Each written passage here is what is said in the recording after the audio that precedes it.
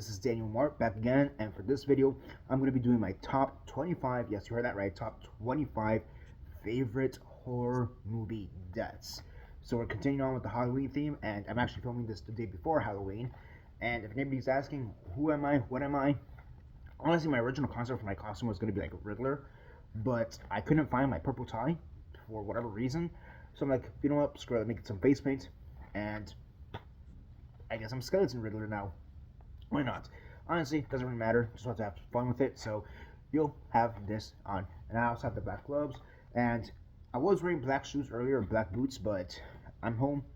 Better just take them off. This is going to be my top 25 favorite horror movie deaths. And honestly, favorite's kind of a weird word, given the fact that some of these are more like sad deaths or whatever have you. But, you know, I like all these deaths. These are great. So yeah, let's go on to the list. At number 25, we have...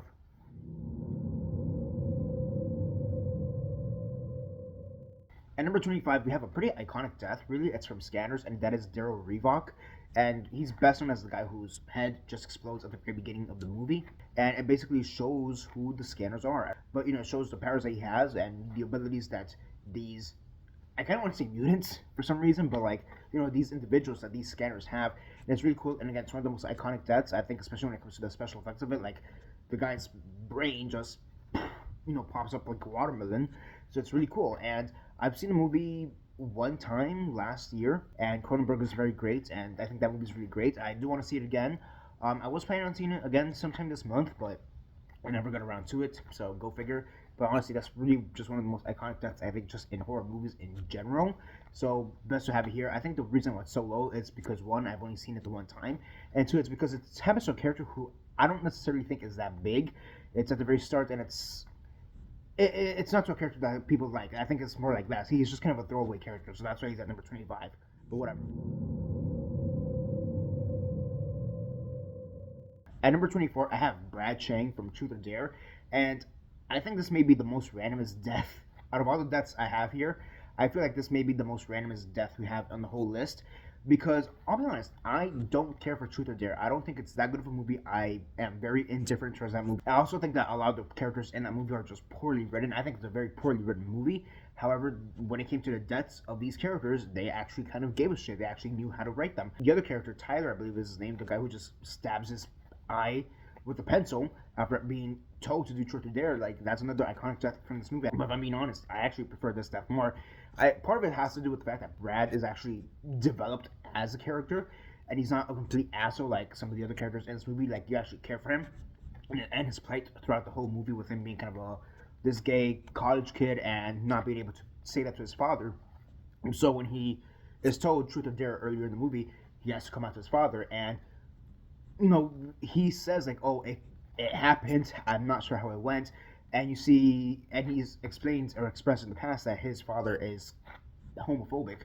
But when you see it in the scene right beforehand, we see that his father is still willing to accept him for who he is, and then Truth or Dare, and he's forced to pick Dare, and he has to hold his father at gunpoint and make him beg for his life. And then you have the other officer, because the dad's a cop. You have the other officer who literally just shoots him point blank. I'm like, honestly, that's honestly the saddest death in the whole movie, because they actually did it to a character who we actually gave a fuck about.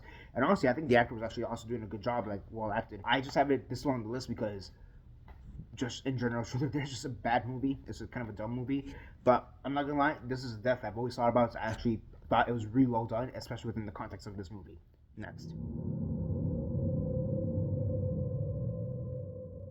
Alright, so at number 23, kind of a cop out, kind of a weird one, but this is going to be all of Tree's deaths in Happy Death Day. So, yeah, there's a whole montage sequence where she just decides to commit suicide time and time again because she's trying to figure out who this killer is that's after her. And honestly, that whole montage sequence is honestly just very funny.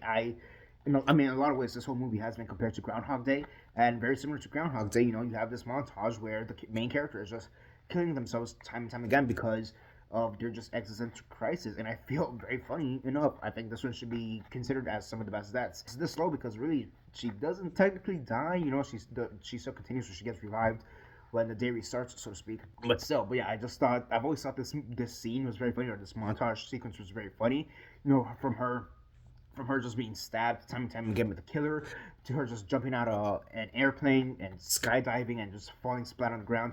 I've always thought that the whole montage sequence is very funny, and you know what? Might as well have it here next.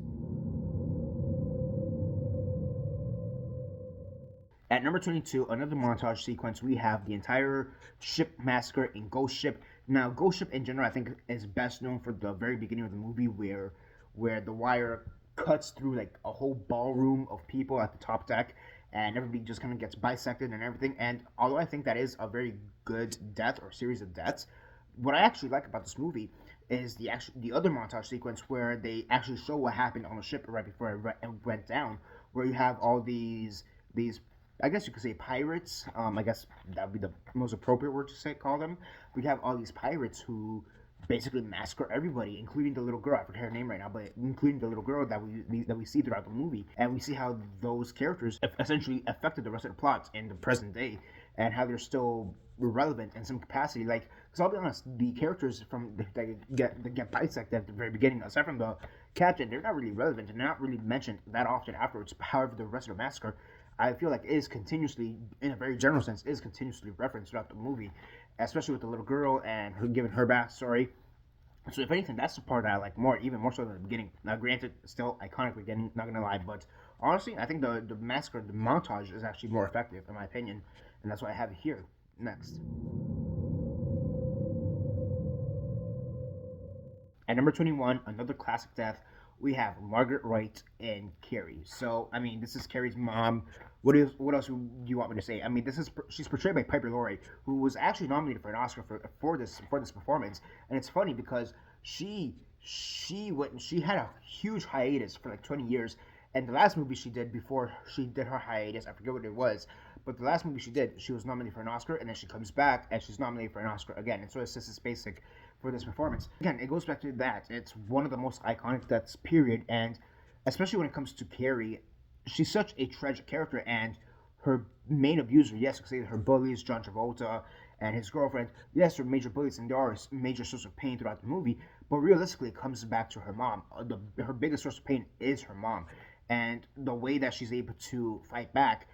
Honestly, I've always found it kind of tragic because, in a weird way, and I understand it is abuse, but in a weird way, her mom has always cared for her. Granted, she wasn't caring for her in the right way, so to speak, but she always cared for her and she always wanted the best for her. But you know, she of course was just lost in her ways because of just her religious beliefs in general. That's really what it comes down to. You know, she was lost, and the way she's able to get that power back from her mother, yes, through the death of her mother, I think it's just honestly very powerful. And honestly, I think Piper Laurie also just gave a great performance, and also this is very well known. But Piper Laurie, for like the longest time, she thought she was making like a dark comedy, which I find that hysterical. But it honestly enhances the entire movie and the entire performance of that character. And when she goes down, when she dies, I mean, I don't know if tragic is the right word, because like her death itself, like you want her to die. Don't get me wrong, you want her to die, especially for what she put Carrie through. But I think for Carrie herself, it is kind of tragic in the way it shapes out at the end. So yeah. At number 20, straight up the chest burster scene from Alien. I mean, if you want to talk about iconic horror deaths, here we go. Iconic horror deaths to the T. What else do I need to say? I'll be honest, there was a part of me that wanted to put this higher, but at the same time, it's not that I'm not the biggest fan of the Alien series. It's just that I haven't really seen that many of the movies. And I'll be honest, I've only seen Alien like 2 times. I've only seen Aliens 1 time. So I think for me, that's why it's so on the list, because I just don't really have that strong a connection to the series in general. Overall, though, I do think that this is, again, one of the most iconic scenes in cinema, especially in general, and this is definitely one of the most iconic scenes when it comes to sci-fi movies and horror movies. And you know, I mean, the chest burster scene, the special effects with it, the whole story of the crew, the cast and crew not really knowing how this stunt was gonna play out, and how it affects the crew, like in the movie, how it affects the whole crew afterwards. Again, it comes down to this being one of the most iconic death scenes, period. But at the same time, I feel like I don't really have much to comment on it because I'm not really that well connected with the Alien series, Alien franchise. And again, I've only seen this movie like 2 times. But overall, just great. The effects are great, and I mean, sometimes that's all you need. Just like the scanner's death. Sometimes that's all you need. You just need great effects to help you along the way. And again, this is one of the most iconic death scenes, period. I'm like, I'd be crazy not to mention this at some point.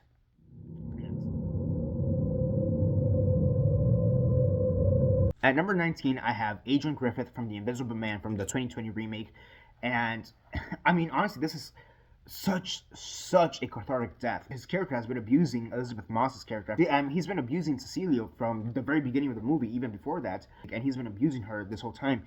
He faked his death. He abused and gaslit Cecilia through her brother, or his brother, sorry, through his brother when he was wearing the Invisible Man costume. Like, this guy is a capital gaslighter. And just for him to get his comeuppance at the end, and him, I don't want to say not knowing, because I'm pretty sure he realized real fast what was happening, but it's one of those things, like, it's just so cathartic. I think in movie deaths in general, this has got to be one of the most cathartic movie deaths, period, because it happens to such an unlikable character, and, like, you want him to die at the end. Like, it's great, and honestly, it's kind of empowering. It's honestly very empowering when Cecilia does take back the power and kills him, and uses everything that she's known about the house and knows about him and how to manipulate him back. Because remember, he wants to control her. He wants the baby. He wants everything about her, and this is how you take it back, because there's no way in hell legally it was gonna work out for her. So this is the next best way, and honestly great. And I forget the actor's name now, but I thought he did an incredible job. There is a part of me that's kind of surprised that that actor didn't blow up, but at the same time, this movie came out right before the pandemic, so it kind of makes sense at that same time. But honestly, great performance by him, and great movie overall, and honestly, a very cathartic death. And what I like as well about this death, more so the aftermath, I guess you could say, but like the second that Cecilia walks out of that house, and Aldous Hodge, I forget his character's name, but Aldous Hodge's like the face is like, I know you killed him, but I can't prosecute you because he's an officer. I can't prosecute you, so like, I don't know where I stand, and it's kind of weird.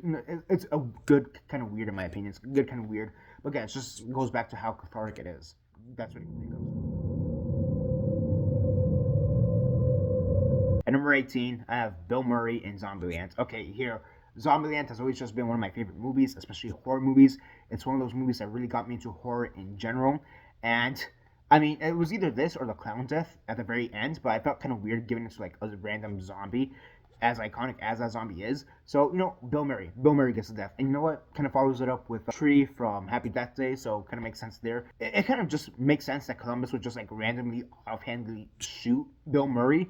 Like, Bill Murray would try to make a joke, and yeah, he gets shot in the process. Just logically, in the context of this series, it makes sense. And I also like how, in the sequel, that kind of becomes a term. He got murrayed. You don't want to murray somebody where you accidentally kill somebody because you don't realize they're actually alive. Now, granted, I'm not sure how the hell that became a term in the world of Zombieland, because, like, who else would know that Murray got murrayed, if that makes sense? I mean, I guess if there's cameras, but, like, Nevada straight up said, like, hey, if I ever find out who killed Bill Murray, I'm going to kill him back. And, well, she met Columbus, who killed Bill Murray, and he's still alive, so who knows? Honestly, it's just a hilarious cameo and a hilarious death. And especially when you read Bill Murray, he wasn't technically the original choice to be that cameo. Like, they asked a lot of people. Like, they asked The Rock, they asked like Kevin Spacey and Kevin Bacon and a bunch of these other actors, like big actors. And Bill Murray did it at the end. I do wonder how it would have been with some of these other actors, but it's funny and I like it. And it's Bill Murray's appearances throughout the series after this have been kind of comedic, in my opinion. It's always been great. How he has the whole little prequel end credit scene at the end of Zombieland 2 when he's promoting Garfield 3. I find very funny. So, it's allowed him to continue with the series in some capacity. Murray got married. Might as well have it here, especially because it is one of my favorite movies, period. Next. And number 17, we have Scooby-Doo on Zombie Island, and that is the death of the werecats. Honestly, that's, especially for children's horror, that's a scene that always stuck with me, like just how they died. You have the whole gang, Scooby and the gang, they're tied up, voodooed up, because this is voodoo, and after they tell their backstory, which honestly, in a sense, it is very tragic, but it's mostly haunting. I would say even more so than tragic, it's very haunting, because, especially because we know what happens afterwards, because of who they become later on in the story. You have the werecats. And it's the fact that, first off, it's the fact that they don't even consider giving Scooby and Shaggy the voodoo treatment, and that's why they get defeated, which is like, yeah, you guys got screwed over by Scooby and Shaggy. I don't know how that makes you feel, but like, you're not looking good if you're not taking account of Scooby and Shaggy just messing it up somehow. But besides the point, but it's the fact that like they just disintegrate. They're coming towards the gang, and then halfway through it, they just disintegrate into like bones and dust. It's a very haunting image. It's a very scary image, and especially for kids, for children's horror, it's very scary. And keep in mind that Zombie Island, this is the first time they were legitimately trying to make a horror movie in the world of Scooby-Doo. Like, yes, there was the original shows. They did some stuff with 13 Ghosts where the monsters are real, but even then, those weren't really used for to scare the audience, so to speak. Whereas this was. So to not only have the monsters be real, but to have them actually die at the end, it's very haunting. It's a scene that's always stuck out to me, and it's just fantastic. And also, it's just very well animated. On top of everything else, it's just well animated. So you have that going in for it too. Next. At number 16, we have from Pearl, Mitzi Douglas's character, which is her sister-in-law. You have her, Pearl, you have her going through this, what, 10-minute monologue, one shot, her just going, cycling through emotions of, like, hatred and self-pitying and ego and I want to get out of here, I hate being married to you, I wanted to have a baby, but in all this stuff. And so you have her going through this whole thing, and then you just have Mitzi, like, you kind of forget that she's even in the scene after a while because, like, the close-up is on Pearl, Mia Goth, the whole time. So when it cuts to her sister-in-law, her sister's like, yeah, I'm gonna go because I'm scared. You know, for her, Mia Goth, for Pearl to like immediately notice the shift in that, because we've seen her see the shift in people's eyes, in people's moods when they don't want to be around her, just like the projectionist, for example. Her noticing that shift and realizing what she needs to do, it's honestly scary. And then just her being chased down with that axe and like that saturated Wizard of Oz kind of technique, so to speak, it's just very it's honestly very trippy in my opinion. And then just for her to be axed time and time and time and time again in the back, and her begging for life and like, hey, don't kill me, I didn't want this to happen, I still love you and all that, like, for her just getting that axe to the back, I mean, like, it's iconic. It's honestly iconic, and I'm kind of surprised that people really don't talk about this death at all, or as much as they should. But I think a large chunk of it has to do with the fact that like a lot of people are focusing more on X than Pearl, and I feel like a lot of people just like the projectionist death a lot more. I feel like that's just what I get from it. But for me, this is actually probably one of the better deaths in this whole franchise. And yeah. At number 15, Final Destination, Terry Cheney. So last year I did a whole list detailing my top 10, top 15 favorite Final Destination deaths, and this was number 1. Now, if I'm being completely honest, I do think there are more horrific deaths. The gymnast in the fifth one, for example, Todd Wagner, also in this first movie, getting hung in the shower, I think those are more horrific. But for me, Terry Cheney has always been my favorite death because it's just so sudden. And it's honestly one of the most iconic deaths that they even repeated it in the fourth Final Destination with the security guard with George. That's how iconic this death is. Like, it literally comes out of nowhere. At least Todd Wagner, you have an idea of how it's going, you see what's going on, but like this one, you are not expecting it at all. You see the shock. It happens in front of the characters. You see their shock. You see their horror. I mean, it goes back to that. It is just iconic to such a degree, especially for this franchise. And again, Final Destination in general is just one of my favorite franchises in general, especially when it comes to horror. And like I said, last year, and I'll say it again this year, this is just, from this series, one of my favorite deaths, point blank and period. Next. At number 14, we have Captain Henry Rhodes from Day of the Dead. So, like, this guy's just an asshole. Let's be honest. This guy's just an asshole. He doesn't care about the research. He's only in it for himself. And to a certain degree, he is only trying to survive, but he's the villain. He's the villain. And for him to just get his comeuppance at the end, it's just great. You know, once the whole facility is invaded by the undead, and him being shot by Bub, the one experiment zombie, so to speak, that was being kept inside the facility, and Bub just being salute, you know, in that weird, you know, rigor mortis way, so to speak. It's just kind of iconic, and him just screaming at the zombies to just choke on him, or choke on it, the intestines that they're ripping apart from him.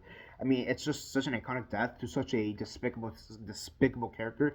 And again, you kind of just have to love it. Similar to I want to say Margaret White, for example, or even Adrian Griffin. It's happening to such a despicable character that you kind of relish in the fact that they're dying, and it's just so fun. And honestly, the effects also for that movie and the scene, the effects here are just spectacular in my opinion. And like, you know, you have the whole body being ripped apart literally in half as the guts are coming out. And also the thing with this is that to a certain degree it is such an iconic death that it was even repeated in Shaun of the Dead with David, where he gets like yanked through the bar windows and just again ripping him apart. It's great, it's iconic, and that's why it's here on the list. And Again, if it happens to a despicable character, even better. Next. At number 13, we have Seok Woo from Train to Busan, and this is the father character in the movie, the little girl's father. And I'm not gonna lie, I was very tempted to put in the big guy, Ma Jong Seok, the big guy. I was tempted to put him on the list. I feel like this one is such more thematically important in terms of the movie, and especially with the message that the movie is giving, that I just have to put it on here. I mean, yeah, this whole movie, in a lot of senses, is about fatherhood, and similar to the big guy, it's a sacrifice for the family, and here I think he makes the ultimate sacrifice because not only is he sacrificing it for his daughter, but he's sacrificing it for his friend's wife, who's also pregnant. I think this one is just such more emotional payoff, whereas the other one is kind of like a badass hero death. This one is a hero death. Don't get me wrong, but I feel that's such more emotionally powerful, especially when you get those flashbacks from when he's holding his daughter after she's born and all that. Like you see him crying, and even as a zombie, you see him starting to tear up before he like jumps or falls off the train, and it's one of those things I've always found very emotionally resonant. I honestly am genuinely upset when he dies. Like, why does he have to die? Especially because the character that kills him, yes, it's the biggest antagonist in the whole movie, but it's also one of those things like I kind of wish we would have seen when you got bitten because like it makes no sense that you're a zombie. When the hell did you get bitten?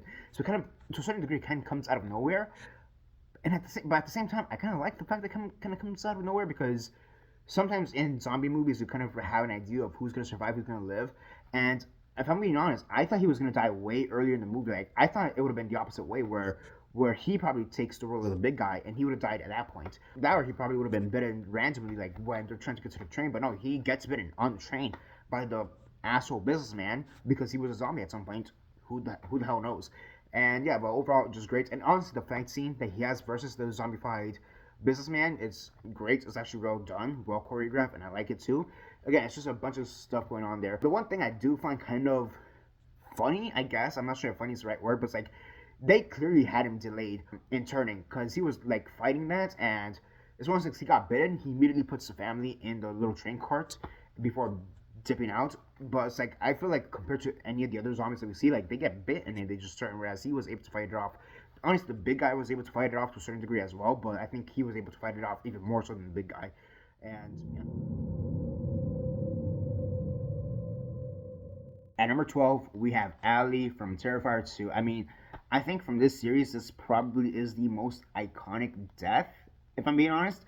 I'll have to see how Terrifier 3 does at the end and what that's stick from that movie or not, but I have to imagine this is probably the most iconic death in the entire franchise from Terrifier 2. I mean, the girl gets scalped, she gets, well, like, not bath salts, but she, like gets bleached on. It's arguably one of the most goriest, most graphic deaths ever. Art the Clown is just enjoying the torture of this situation. It's one of those like, how can I not include this? Like, similar to Final Destination, where it's a series I like so much, how can I not include Terrifier in some capacity? And this is a death to do it. This is honestly the death to do it. Like, she just goes through so much hell, and she doesn't die immediately. That's the other thing. She's alive throughout most of this. Like, she's just being actively tortured. And then when her mom finds her there, like, just in this mess of death with Art the Clown there too. Like it's oddly hysterical. And I'm not gonna lie, it's one of those things like it's so insane that gets to the point of just it being oddly hysterical. And to a certain degree, I feel bad for laughing because like this is so graphic, but it's like I like it so much type of thing. So yeah. At number 11, just barely cracking the top 10, at number 11, we have Keith Jennings from The Omen. So this is the guy who gets decapitated with a glass pane. And this is a death that I often think about because they kind of recreate it in Final Destination with Billy Hitchcock to a certain degree. But I mean, to be honest, I think Final Destination, the concept of Final Destination, takes a lot from The Omen in general, when the way that they predict deaths. But that's a whole different discussion. But he's a character who are, especially the first time I saw The Omen, I didn't really understand where he fit in. And if I'm being honest, to a certain degree, I still don't understand why the character is there. Like, I do get it why he's there, but there is a part of me that always thinks that he's just a little bit unnecessary. I think that's the best way to word it. That being said, I forget the actor's name right now, but the actor I think did an incredible job. And honestly, the way he's doing, investigating the deaths, investigating Damien, and him in a sense being turned away, I guess is the best way to word it. I guess, again, he's investigating, but he has all these deaths coming around him, and he, of course, knows the situation with Damien to some degree. So, like, to him always being that paranoid person, paranoid investigator, trying to figure out what's going on, and then for him to, in a sense, predict or see his death or how his death could possibly come out, but him semi ignoring it, I guess is the best way to word it. I think it's just very interesting because we really don't see that again, or that concept again, till like Final Destination, and then for him to just like die the way he does, like, I will say, I think this is also another iconic death just when it comes to horror in general. I do think it is kind of underrated in general as well. There is that too, because I feel like the nanny death gets a lot of the shout outs. To be honest, I think this should be up there to that level with the nanny death, where it's offered Damien in a sense. I'm not gonna lie, the effects for that are very haunting in my opinion. Like the way the decapitated head looks. Like I've always found a weird enjoyment in that. I guess is the best way. Like I like like I've always found it cool. I think is the best way to word it. I think I've always found it cool, and which is weird because I feel like a lot of people don't. Part of the reason people don't like the death is because a lot of people think the head is goofy. At least that's what I've seen online. A lot of people think, oh, the head doesn't look that good or blah blah blah blah blah. But it's weird because like I've always thought like, oh, that's kind of the charm of it though. Like, yes, it doesn't look that good per se, but like I've always thought that was the charm of it. And on a side note, if I'm being honest, I think the head looks all right. Yeah, it's not perfect, but I still think the head looks all right. So that's another thing with which I've always found weird with this death. Like a lot of people, the way people complain about this stuff, but I like it. I think it's really fun. It's really great. It's iconic. At number 10, we have Dwayne Jones from Night of the Living Dead. And marking his death as favorite, I'm not gonna lie, it's kind of weird for me because I don't like the death, or at least I don't like the fact that he died. It's more like that. But I like what his death symbolizes. And here's the thing with Night of the Living Dead, it's a very allegorical film. Despite the fact that George Romero, didn't necessarily intend for it to be as allegorical as it was, he understood what happened and why people reacted the way they did because of who Dwayne Jones is, or the actor. The actor Dwayne Jones is the actor. The character is called Ben. I just realized that. I have in my notes Dwayne Jones. I just realized that. But like again, Dwayne Jones, Ben. He is a black character. He is an African American character, and him doing the things he's been doing throughout the whole movie. Especially when this film came out during the midst of the civil rights movement, it's iconic. And the fact that he died the way he did, it's just like very, very haunting. And that's the thing, I find it weird to say that this is one of my favorite deaths because I don't like the fact that the character died. I actually kind of hate the fact that the character died. But at the same time, I understand why the character died, and with the added bonus or the added layer of this being a black man, it just gives so much context to that moment. And I discussed this last week, but I'll say it again this week. And that's the fact that the very first time I saw this movie, I don't know why, and I've never seen this happen again. I think this is like a Mandela effect type of thing. But I remember the first time I saw this movie, they shoot Ben, and then I hear voiceovers from the farmers or the militia saying, "Oh crap," like stuff like, "Oh crap, we shot a black man," or like, "We shot someone who's living, but it's a black man. Who cares? Just leave him with the rest of the corpses." Blah blah blah blah blah. And I've always found that I've never seen that again, or I've never seen that version again, so to speak. Again, I think it could be just a Mandela effect type of thing. That's how I remember first seeing the movie. Like, that's another part that's always stuck out to me personally. Favorite for this death, favorite is maybe a weird way to word it, but I do think it's a very important death. It's a very allegorical death, especially within the context of when it came out and the context of the movie. And as much as I kind of don't like it, I understand why it happened, and I understand the context behind it. And I think more so because of that, that's why I like it so much. Next. At number 9, I have Father Damien Karras. I'm not gonna lie, when I first saw The Exorcist, I didn't necessarily know what to make out of Damien Karras. If I'm being completely honest, and I did think that Jason Miller gave a great performance. I'm not denying that, but I didn't necessarily know what to make out of Damien Karras. But with every single rewatch, I understand his character more and more and more. Because at the end of the day, this guy is just struggling to be faithful to God. Again, he's a priest, so he's just struggling to keep the faith. And for him to basically, at the very end, take on the devil, quite literally take on the devil and have the devil possess him before he commits suicide so he could hopefully kill the devil or kill Pazuzu. I think it's just very brave in a lot of ways. It's just very brave because, again, you have this person who doesn't believe, and I think in him being possessed by Pazuzu or allowing Pazuzu to possess him, in a weird way, it's probably the most faithful thing that he could have done because he's putting his trust in this higher power that, despite the fact that I am doing this, I'm allowing the devil to come into me, I'm allowing sin to come into me. I I recognize the fact that you, God, can still be out there somehow and hopefully save me. And I feel like that's doubled down when after he falls down the stairs or jumps out the window and goes down the stairs, when his friend comes in and is like, hey, do you want me to like give you the last rites, or like trying to give him the last rites or whatever it is, like he's halfway through doing that before he dies. And it's great. Again, I'll admit part of it has to do with the fact that this is such an iconic death, but I also like what it symbolizes with when it comes to the character and when it comes to his own personal faith. And I think it's very great. And again, part of it has to do with the fact that I am coming to Christ, especially this year. Because of that, just him in The Exorcist, Jason Miller in The Exorcist, David Karras in The Exorcist, I can relate a lot of my own personal struggles in that sense, like, oh, me doubting God, but always knowing that He is out there in some capacity, and I can always put my faith in Him, even if I have these sins, or Pazuzu, or the devil, or whatever, trying to invade me, or are invading me, but I'm still putting my trust in Him. So there's also a portion of that added to it, in my opinion.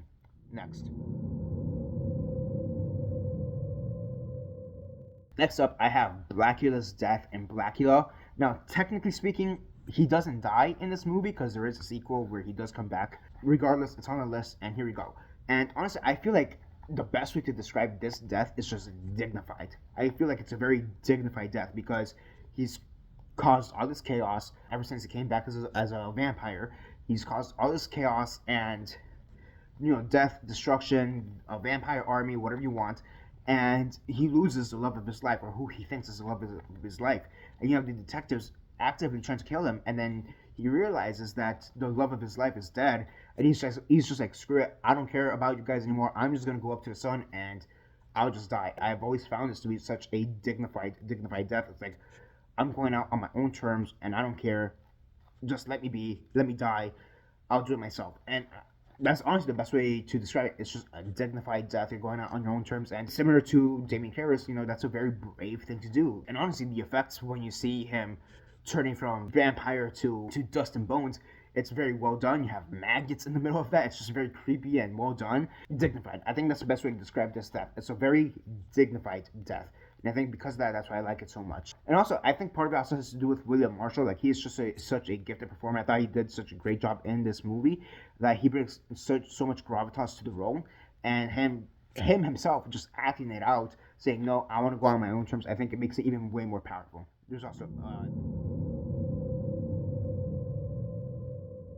At number 7, Psycho, Marion Crane. I mean, what else do I need to say? Again, one of the most iconic deaths in horror movies in general. It's the death that Hitchcock did. I don't want to spoil. He said either come on time or don't come at all. He would cut off people from not coming in later, or he requested that from theaters to not let them in come any later because I don't want the twist to be spoiled. This is one of the original big twist of all time. Along there with Star Wars and I Am Your Father. Like, this is one of those big twists that everybody just knows, but it makes sense. And even if you haven't seen the movie, it's a move, it's a twist that still resonates with you, and especially with what happens later in the movie with her sister, with Marion Crane's sister coming in to look for her, and having Arbogast trying to investigate the death of Marion Crane, and them thinking that she got killed because of something else or for other motives, when it's just really because Norman Bates has this condition where he's split personality. I mean, overall, it's just great. And again, it's one of the most iconic deaths. And again, I just love Hitchcock. He's one of my favorite directors of all time. On any given Sunday, he could be number 1 or number 2. Psycho is my favorite horror movie. That is the funny thing, though. I will say that Psycho, it is my favorite horror movie of all time. But already 2 weeks in a row, it doesn't even crack the top 5. Take that for what you will. But yeah, Marion Crane just dying in this movie is just iconic. It's iconic, and the way it's edited is well done. The effects, the blood effects, so to speak, on the shower floor is just great. It's believable, even though they probably just used like chocolate syrup or whatever. It's still believable, and you believe it. And there's only very few cuts where skin touches knife, so to speak. But again, just the way it's edited, it's so well done that you understand what's going on. And when she dies, like you are still left in shock. Again, after all these years, you are still left in shock. Next. At number 6, from Silenced, I have Park and Min Soo. So these are 2 deaths. They happen at the same time. And again, similar to Ben from Night of the Living Dead, calling these my favorite deaths is kind of a weird one, if I'm being honest. Min Soo, he's the kid, and Park, he's the adult. And Silence in general may not be considered a horror movie per se, but I still contend that it's one of the scariest movies of all time, in my opinion. Throughout the whole movie, we know that Park has been abusing this kid, Min-soo. So when he finally gets payback, again, it's just very, very cathartic, similar to Adrian. It's a very cathartic death because you want this character to face justice, and because of how the justice system is set up, he, at the end of the day, is able to get away. And despite that, Park is still doing what he's doing. He is still trying to abuse these kids, and when he sees one of his victims, and he tries to rape them again, child abuse. When he tries to attack them and rape them again, the kid has had enough and he kills him. And he's not trying to die in the process. Mensu, he's not trying to die in the process. But when he sees that that's the way it's going, it's better. It's honestly just better that we both die so you don't hurt anybody else. And I think it's a very heartbreaking death, especially for the kid, but at the same time, it's a very cathartic death because you don't want this child abuser, this child predator to be out there anymore. And again, I understand if this movie, people don't consider it a horror movie, but I don't care. It's one of the scariest movies I've seen. It's based on real events, and it changed actual laws in South Korea, and it's just amazing. It's an amazing movie. Definitely do check it out. And this is such a cathartic death. Bittersweet for the kid, cathartic for the predator. Next. So at number five, I have Steve Graham from Hereditary. So last week I actually expressed how I think that Gabriel Byrne in Hereditary was a very underrated performance. Granted, I put him in honorable mentions because Tony Collette is Tony Collette. But that being said, I think that when it comes to the deaths in that movie, despite the fact that they're so limited, I actually think this is the most impactful death. And granted, I know this is going up against the little girl who gets her head decapitated by a street lamp. I kind of don't want to talk about that death because it's been talked to death. No pun intended. It's been talked to death. But this one, I feel it's one that's really never brought up in conversation. Everybody talks about, of course, the little girl. They talk about Tony Collette's death with the razor wire. They talk about everything else but this death. And I'm like, no, I want to talk about this death. And here's the thing: Steve Graham in this movie, Gabriel Byrne in this movie, I think it just in general is a very underrated performance. It's a very underrated character, and it's one that I actually think really helps ground the film for what it is, because you have his wife going through grief, going through every single stage of grief. His marriage breaking apart, his family falling apart because his wife is always going against the son, Alex Wolf. Like, it's just a complete shit show, and he is trying to keep it together. And his death is just very, very sudden. Tony Collette, she does not want to listen. She wants to, I guess, manifest, I guess would be the best way, any possibility of bringing back any semblance of her life. So when she's no longer relieved, when she gives, what was it, like the diary or the notebook or the notes, the papers to her husband, to Stephen Graham, to Gabriel Byrne, when she gives those papers back to him, and he's like, this is bullshit, and he just throws it into the fire. Like, the fact that he just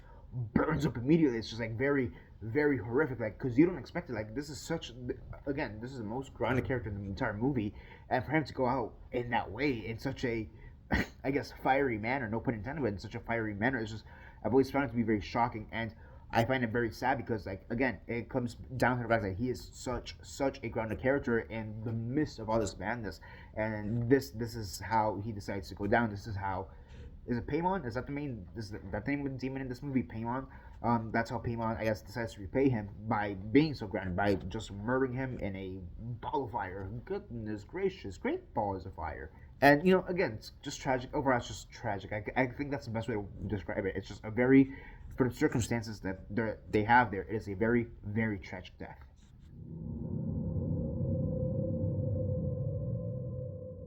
At number four, and I may be stretching the definition of horror movies just a little bit here, but at number four, I have Judge Claude Frollo from Disney's The Hunchback of Notre Dame. So, is this considered a horror movie? I think traditionally, no.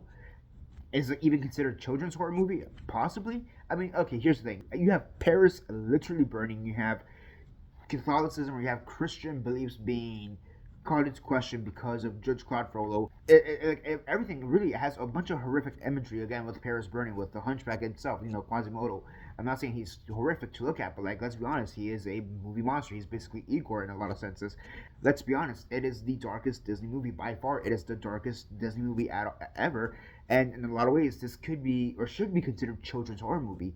I mean, Claude Frollo is obviously, I think, in my opinion, one of the most corrupt villains in all of Disney. I think right up there with, like, Scar, maybe Ursula, perhaps, but still, but, like, he is just in general one of the most corrupt Disney villains. He's one of the most scariest Disney villains. Again, you're talking about a character with real life implications because of who he is, his position in the church, his position in the community, and he's somebody who ideally should be well respected, but at the same time, he is so sinful, so corrupt. I mean, he has a whole song, Hellfire. It's just him lusting about Esmeralda, you know. For him to go out the way in this really wrathful, vengeful way, and literally seeing the eyes of the devil when he looks at the gargoyle staring back at him, and then him just falling into this pool of molten lava, molten metal. It's just very, very horrific. You know, you see his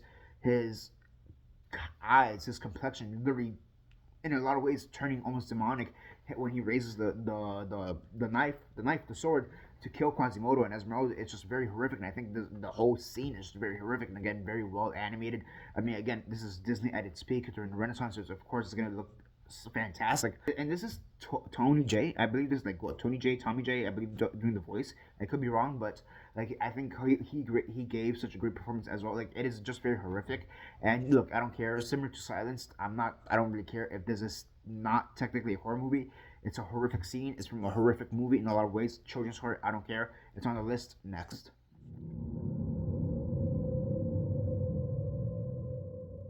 At number three, I have Nina Sayers from Black Swan.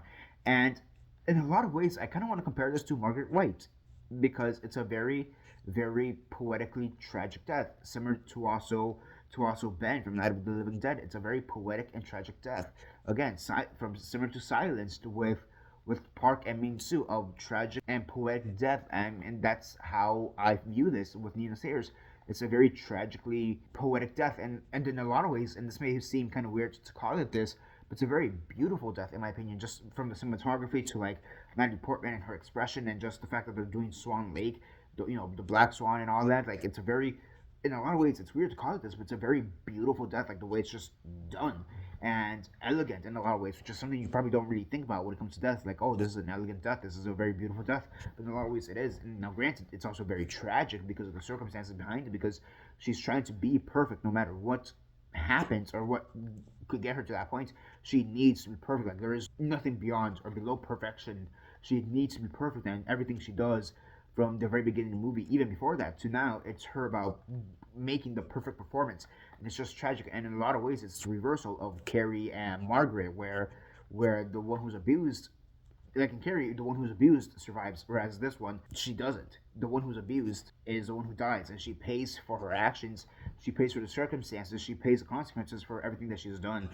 Again, before the movie, during the movie, and now I guess after the movie or after the performance. Like that's how it is, and the fact that she's only thinking about the fact that she gave a perfect performance, I think makes it even more tragic. And again, me as an artist, there's a lot of ways I can relate to this. I can relate to this movie in so many ways, from just the abuse that an artist has to go through in the industry to like that need or that strive to be perfect no matter what. It's very horrific in that sense, but yet again, very beautiful. And again, I feel weird to call it that, but it's true. I just find this to be such a beautiful and elegant death despite its tragedy.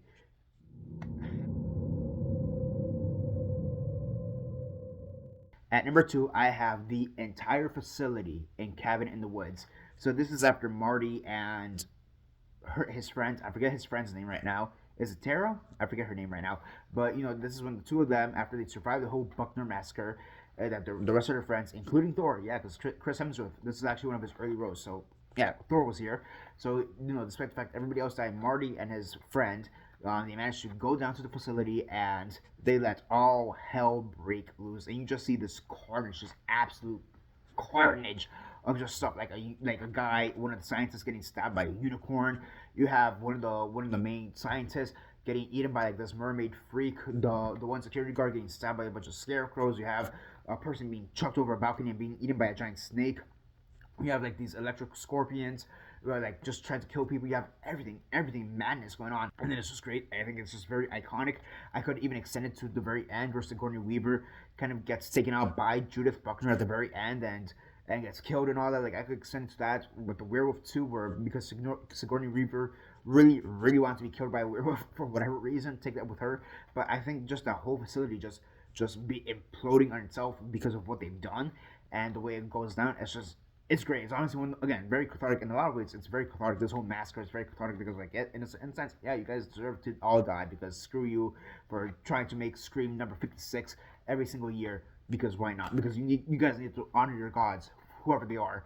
You know, like it's honestly great. And the reason why this there's so much carnage, why this montage sequence is just so juicy, so to speak, is because when they were writing the script, I believe it's Goddard. I forget his first name, but Goddard.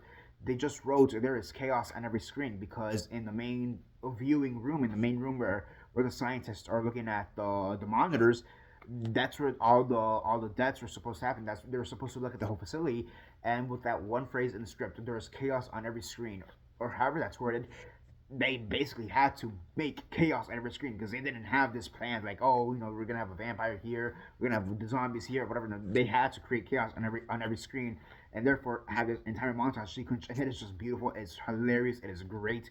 It's just carnage for the sake of carnage in the best way possible. Next. And at number one, from Batman vs. Dracula, I have the warehouse scene. To be fair, I'm not sure if it's a warehouse or a factory. I've never really been able to figure that one out. But I'm just gonna call it the warehouse because to me it looks more like a warehouse.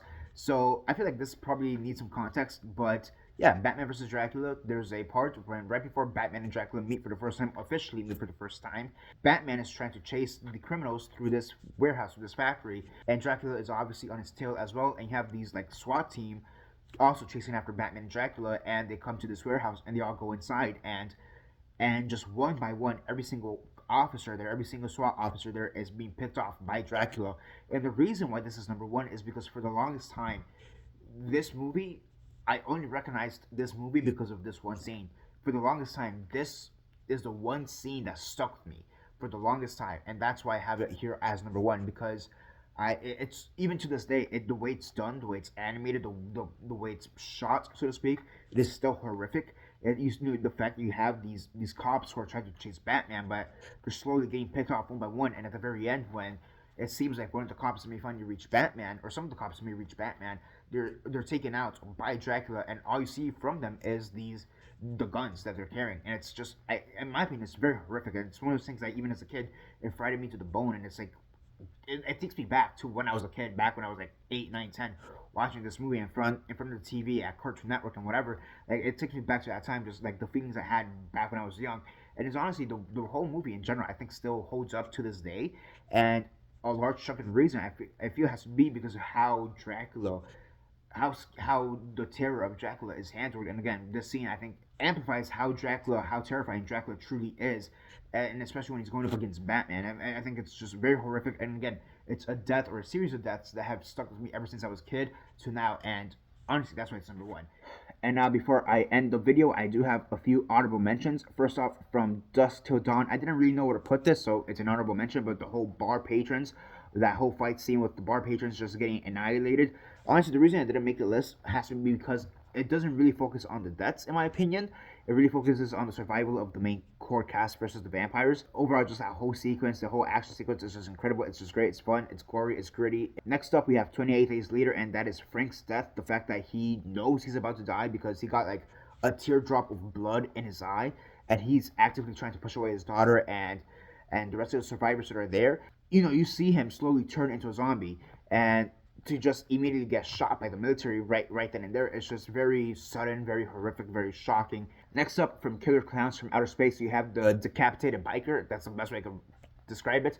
I mean, I think if from any death in this movie, this is probably the most iconic death. And yeah, because in a lot of ways, it's a very comedic death. It's a very funny death because you just have this little clown just literally popping this guy's head off. The head literally landing in the trash. Next up, I have Rose Armitage from Get Out. There is a part of me that wanted to put the whole Armitage family, but I feel like Rose's death is probably the most iconic one from that bunch, and the one with the most weight. Especially if you look at the alternate ending to this movie, it could have had so much more weight. Not gonna lie, there is a small part of me that kind of wishes that the alternate ending was the true ending, but that's a discussion for another day. I mean, here's the thing: she's the one who brought Chris to this house, to this hell, And in a lot of ways, she deserves to die. Just like Adrian Griffith, she deserves to die, and it's such a cathartic death. Next up, from Chopping Mall, we have Susie. She dies. Again, just a very fun death from this movie. I've always liked Chopping Mall. I've always thought it was a fun movie. This is arguably the most iconic death from this movie. Next up, we have It Follows, and that is Annie, the girl at the very beginning. And yeah, again, just a very iconic death. And I'll be honest, when I first saw It Follows, I wasn't the biggest fan of it. I've actually come to enjoy it more and more over time. But the way that she dies and the whole mystery behind it is what really sets off this movie and in a very, very positive way. Next up, from Sleepaway Camp, we have Judy. I mean, who dies because of a curling iron? Judy does. I'm not gonna tell you where that curling iron was stuck up, but Jesus Christ, it is very, when you know where that curling iron ends up, it's just very horrific, and it's like, Jesus Christ, Angela, like you had no chill. You just had to kill her that way. So it's just great. Next up, from The Fly, I have Brundlefly, Jeff Goldblum in The Fly. I think his death is actually very impactful. I think the one thing that really prevented me from putting this on the list is just the fact that the death, in my opinion, even though it's really well done, a big portion of this death does deal with the whole romantic aspect of the movie. And I'll be honest, I've never really bought the whole romantic aspect of this movie. I've never understood why she wants to be with him, like he wants to be with her, when throughout the whole movie they're kind of just bitching at each other, and then it kind of, when they do become a couple, I've always found it to be random. So for them to have that moment at the end, I get it, but it's not my favorite, and I still think that that relationship kind of comes out of nowhere. But overall, the effects are great. The way that Brundlefly looks is great, and him knowing and actively choosing to want to die, it's again very sad, but at the same time brave. Next up, we have another very classic death. We have Maria from Frankenstein. This is the first death in history to really like have a gut reaction or a guttural reaction from people, especially when it comes to the horror genre. I mean, people don't want to see a kid die, especially when it comes to the monster or at the hands of the monster. And again, it's just a very iconic death, and the aftermath of it and how that affects Frankenstein moving forward, I think is just great. It's iconic, and again, it's just one of the most iconic deaths in movie history, period. And last but not least, for the honorable mentions, I have Judith Myers from Halloween. I mean, you have a little kid killing his sister after having sex. I mean, what else do you want? I mean, again, Michael Myers is the pinnacle slasher movie villain, and for this to be his first death and for it to be as iconic as it is, it's just incredible. I'll be honest, the only reason it's not on the list, in the grand scheme of things, I don't really think Judith Myers' death really matters all that much when it comes to the context of the whole franchise. And yeah, those are all the audible mentions. There you go. Again, we have the bar patrons from Dusk Till Dawn. We have Frank from 28 Days Later, the biker from Killer Clowns, Rhodes Armitage from Get Out, Susie from Chopping Mall, Annie from It Follows, Judy from Sleepaway Camp, Brenda Fly from The Fly, Maria from Frankenstein, and Judith Myers from Halloween. Those are your honorable mentions. And yeah, that's basically it for now. That's the entire video. Those are all my favorite deaths in horror movies. Hopefully you guys enjoyed this movie video. Hopefully you guys enjoyed this video. And thank God that this video is done so I can take this stuff off, because honestly, this is about to get out. As you can see, my forehead, it is starting to sweat off. So I can finally take this off, go take a shower, and go. I kind of look like Gerard Way at this point from any of his music videos. If I was just wearing black, might as well just go down to the Black Parade at this point. But yeah, especially with this here, yeah, forget about it. But yeah, that's basically for now. Happy Halloween all, and this is Daniel Mart signing off.